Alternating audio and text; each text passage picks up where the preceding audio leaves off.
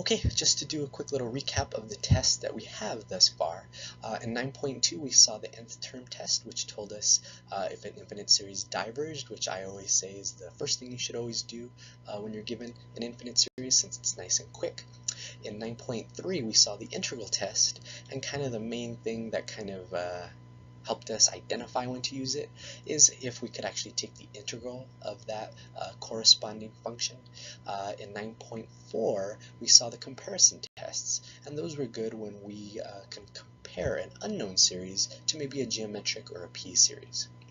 The reason I kind of do want to do that quick little recap of those tests thus far is because in 9.5, we're going to only be able to use this test that you're going to see here for a certain kind of series, infinite series, called an alternating series. So kind of just keep that in mind. You know, each of these tests, you're going to have to kind of get good at identifying when to apply them so that you can use the appropriate test when you're given some random infinite series to figure out whether it converges or diverges. Okay, so that being the case, how do we know when to use this thing called the alternating series test? Well, I guess the first thing we have to realize is that an alternating series is kind of what it sounds like since we've started this chapter and we saw alternating sequences. And it's kind of the same idea for a series. An alternating series has a series that alternates between positive and negative values. So, an alternating series comes in this form. It'll have some sort of general term, and that's this part in blue, and that's what you're used to seeing thus far. Whatever a sub n is, that's your general term. But the thing that makes an alternating series is this part that I'm circling here. If you ever see a -1 to the n plus 1 power, then you know that series alternates, because this is the piece that makes the series alternate. The little a sub n is just whatever the series happens to be. The part that makes the terms bounce back and forth between positive and negative values is that piece again that I circled right there. So let's go ahead and start off with the alternating series that we have here. -1 to the n plus 1 power, and then we have some general term, whatever that happens to be, a sub n. So if we were to kind of write out those terms, we would see an a1 minus an a2 plus an a3 minus an a4. As you plug in those values, and again, we're starting at n equals 1, if we plug in 1, 2, 3, 4, and so on, we'll end up with these alternating terms. So what does this alternating series test do for us? Well, it tests alternating series, and three things have to be true. If all three of these things turn out to be true, then we know that the alternating series will converge. So what are the three conditions that need to be met? The first condition is that the general term, the a sub n part, is positive. The next condition that needs to be met is, are the terms decreasing? That's what this second thing is saying. Are the terms decreasing? And then the third condition that needs to be met is a limit. Is the limit of the general term equal to 0? If all three of those check out and are true, then we know the alternating series converges. So this is actually, I think, going to be one of the easier ones of all the tests for you all to do. It's actually a pretty easy test to run through. So that's the idea behind it. One other thing is alternating series can also come of the form just -1 to the n power. It doesn't have to always be -1 to the n plus 1 power. But either way, if you see either of those two pieces inside of an infinite series, you know you have an alternating series, which means we need to use the alternating series test. So let's go ahead and do a very basic alternating series here. How do I know that this is an alternating series? Well, it has the all-important alternating series piece to it. That being said, this needs to be kind of added to the list of the series that we all need to know kind of just off the top of our heads. This one is called the alternating harmonic series. Why is it called the alternating harmonic series? Well, you'll notice if we kind of ignore the alternating part for a second, then we really have 1 over n. And of course, 1 over n is a harmonic series But because it does have that alternating piece in the top, this is of course called the alternating harmonic series. So let's kind of keep one thing in mind as we go through this problem.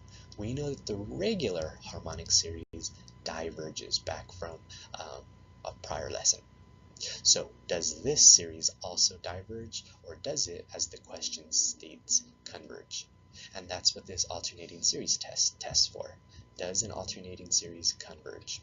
Well, what again we have to do is look at the non-alternating part. We have to look at the general term that doesn't include the alternating part. So this 1 over n is the a sub n part of our alternating series. Does the non-alternating part fit these 3 checks over here? And that's how I'm going to view these, all just like 3 little check things that we have to do. So the first check is, are all the terms positive? Well, that's a pretty easy answer here, because of course as you plug in 1, 2, 3, 4, and 5, and so on, those are always going to be positive values. So 1 over n is always positive, so we can check that off as being true. Are the terms going to be decreasing? Well, again, and just we can list off a few here to prove this, as we plug in 1, 2, 3, 4, and so on, those terms do get smaller and smaller. So yes, the terms are decreasing. So again, keep in mind what's happening here. We're going through this checklist here, and if all 3 of these are true, then we know the alternating series converges. So let's go ahead and do the last check. Is the limit equal to 0? If we take the limit of the non-alternating part, nice easy limit here, it turns out to be 0. And because that happened, we can check off that last one and come to kind of a surprising conclusion here. Yes, it turns out that this alternating harmonic series does converge. So here's kind of the note that you'll definitely want to make here, a very important note. The alternating harmonic series converges. The regular harmonic series diverges. So that's kind of an interesting thing. Adding an alternating component to a series that diverges might make it converge. And that's kind of something we'll address a little bit later. But kind of make that note again. A very important note is that this alternating piece made a harmonic series converge. And again, we prove that with this alternating series test. Okay, that first example wasn't really a true example in the sense of it was just really more to illustrate and to get you guys familiarized with a special alternating series, and that was the alternating harmonic series. Realistically, that's just one that you need to now know, and you don't need to really do the alternating series test on. So let's kind of look at more involved problems using the alternating series test. So question is, does this series converge? And there really is no point in thinking about the nth term test, the comparison tests, the integral test. None of that really matters right now because we see an alternating component to this infinite series, so we know we should be using the alternating series test. And to do that, we need to look at the non-alternating part. In other words, just ignore the alternating piece and focus on that general term. And what we're going to do is do those 3 checks and see what happens. Okay, so the first check was to see, is our non-alternating part, that general term, is that positive? Is it always bigger than 0? And the answer, of course, is yes here. As we plug in 1, 2, 3, 4, and 5, and so on, that'll always be a positive fraction. The next check was to see, are the terms decreasing? Well, the good news here is the easy way to verify that is to just actually plug in 1, 2, 3, 4, and so on, and see if those fractions are getting smaller. And you'll notice here they are definitely going to get smaller and smaller, so we can also check that off as being true. The terms are decreasing. The last check is to take the limit of the non-alternating part, to take the limit of that general term. And in this case, of course, when we take this limit, it's nice and easy. We're supposed to get a 0 here, and when we do get a 0, that checks out. If all 3 check out, we can say that this alternating infinite series converges by the alternating series test. Again, always round out your answers with which test you used, because now we are collecting more and more of these tests. So there you go, a nice and easy example of the alternating series test. Here you can see again, there's no point in thinking about any of the other tests here. We see an alternating component to this infinite series, so we should be thinking about using the alternating series test. So again, we need to look at the non-alternating part of this infinite series, and that's just the piece that has the 1 over the square root of n. We ignore the alternating part and just focus on the non-alternating part. Okay, so let's do the 3 checks and see if they check out. In this first check, we have to see, are the terms always going to be positive? Well, again, very obvious answer here, that is yes. Are the terms always decreasing? I think, again, the easiest way to show and to prove that is to just show the first few terms and see if they are getting smaller.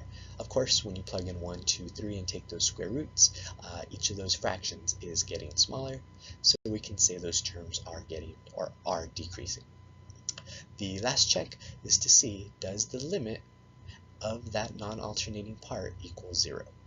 And when we take this limit, nice and easy, like we've seen before, that's equal to 0, and luckily that's what we were looking for, because now we know, since all of these 3 are true, since all 3 of these check out, we can say that yes, this alternating series up here converges by, again, we gotta state the test we used, the alternating series test. This would be the work, I suppose, and then of course down here is the answer you would want to write out to show that you interpreted this work correctly.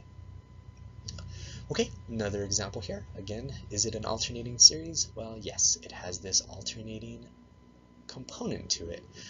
So of course, no need to think about the other tests that we have. We can just look at the alternating series test. And to do that one more time here, we need to look at the non-alternating part. When we look at the non-alternating part, it has to do the 3 checks for this series to converge. So let's do the first check. Are the terms always positive? Well, yes. If we plug in 1, if we plug in 2, 3, and so on, we'll always get a positive fraction, so that checks out. Are the terms of this infinite series decreasing? Well, here we're going to have to probably use a calculator in a sense, and that's kind of why I put the decimals here. When we plug in 1, we'll get 0.5. When we plug in 2, we'll get 0.4. When we plug in 3, we'll get 0.375, and so on. So just to kind of show that a little clearer, I wrote it out as decimals, but yes, that is also true. The terms of this non-alternating component are decreasing. The last check, again, is to take the limit. If we take the limit and get 0, we know this alternating series converges, but something happens here that's different than the first 2 examples. When we take this limit, we get 1/3. And that doesn't work concerning the alternating series test. We needed to get a 0, so that last check didn't check out. And that's okay. There's nothing wrong with that. The only thing is we need to know how to interpret that answer, and of course, if any of these don't check out, all we're going to say is that no, this alternating series up here does not converge, it diverges. Okay, so hopefully those examples kind of show how nice and fairly straightforward the alternating series test is. So there's just one more concept that we have to cover concerning this alternating series type of infinite series, and that is something called absolute convergence. Before I even kind of go over this, the best way I can get you to appreciate what absolute convergence is going back to that first example we covered, the alternating harmonic series. We made a note, or I hope you really kind of highlighted the note that I made at the bottom of that example, in that a regular harmonic series diverges. But as soon as you put in the alternating part, it converges. The alternating harmonic series actually converges. And that has to do with this thing called absolute convergence. What this part is saying right here of our little absolute convergence statement is what we're doing here is taking out the alternating part.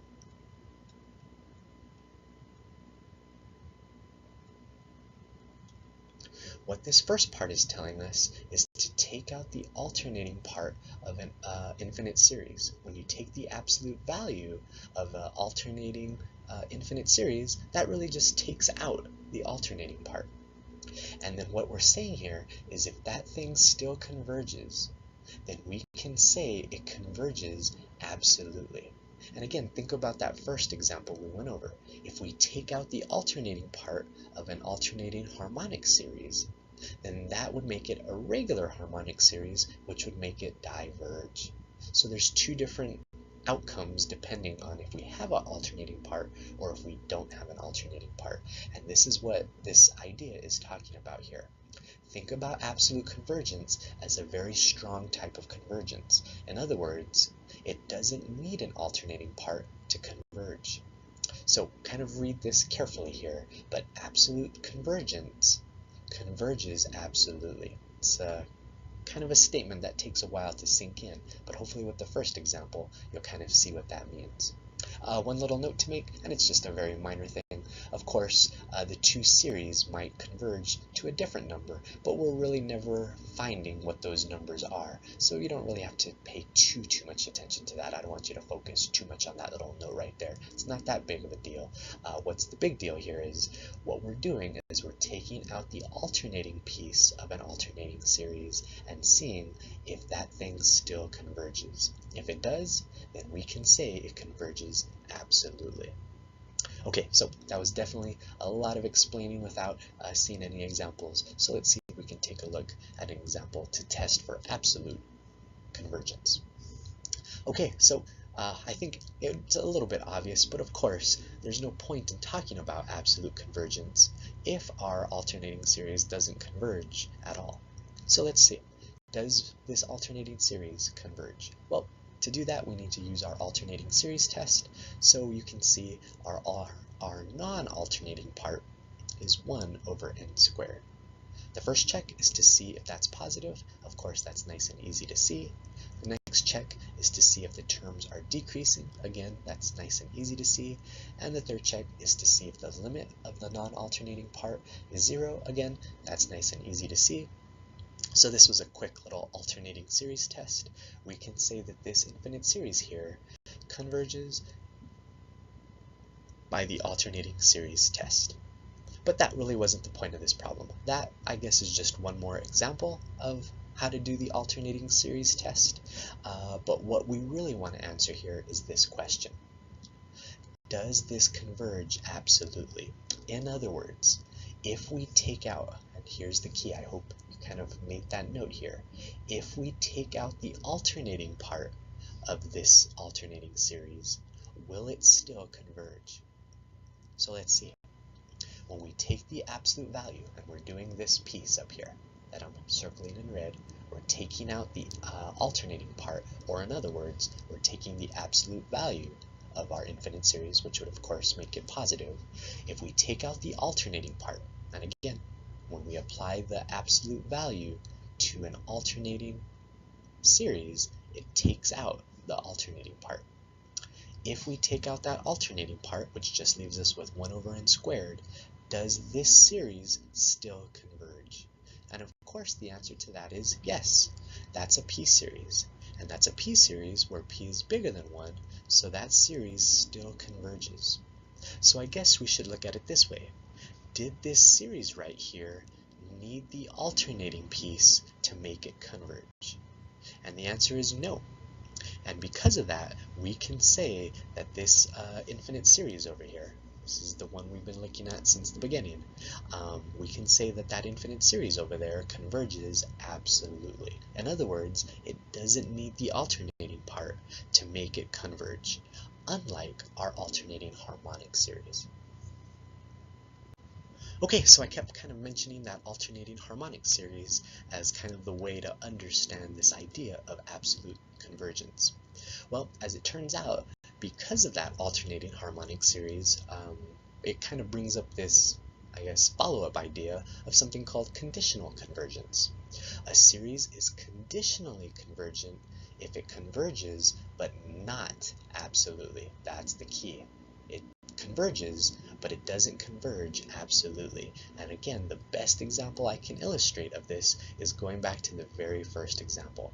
This is our alternating harmonic series.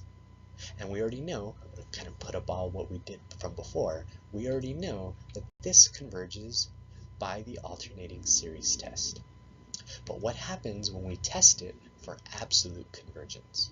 Well, remember, absolute convergence says that we need to take out the alternating part and see if this series still converges. Or in other words, we need to take the absolute value here of our infinite series, which takes out the alternating part. And by the way, that little thing there, or that little idea of taking an absolute value of an alternating series will be something we keep on doing later on in this chapter, so kind of keep that in mind. If you take the absolute value of an alternating series, that just takes out the alternating part. Okay, so back to the question at hand. When we take out the alternating part, or if we take the absolute value of our alternating series, does this new series still converge? And the answer is no. This is our harmonic series, which we know diverges. And because of that, we would have to answer this as no. It does not converge absolutely. What it does is it converges conditionally. And I think if you understand what the word conditionally means, that makes sense. What condition does this alternating series need to converge? Well, it needs the condition that it has to have the alternating piece to it. If it doesn't have the alternating piece, it doesn't converge. If it does have the alternating piece, it does converge.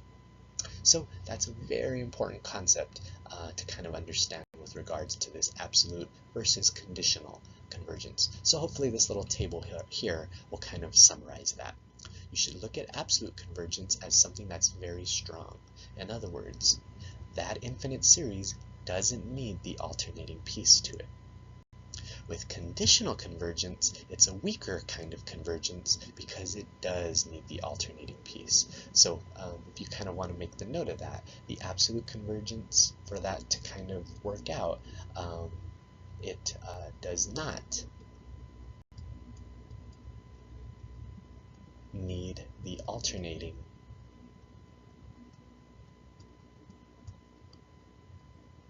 piece. So with absolute convergence, we don't need the alternating piece to converge. So that would mean, of course, with conditional convergence, it does need the alternating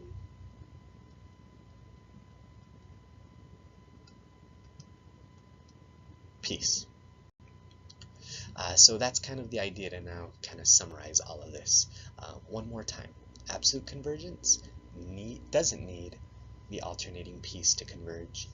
A conditional converging infinite series does need the alternating piece. Once you kind of understand that, absolute convergence is a fairly easy thing to kind of tack on to these ideas concerning alternating series.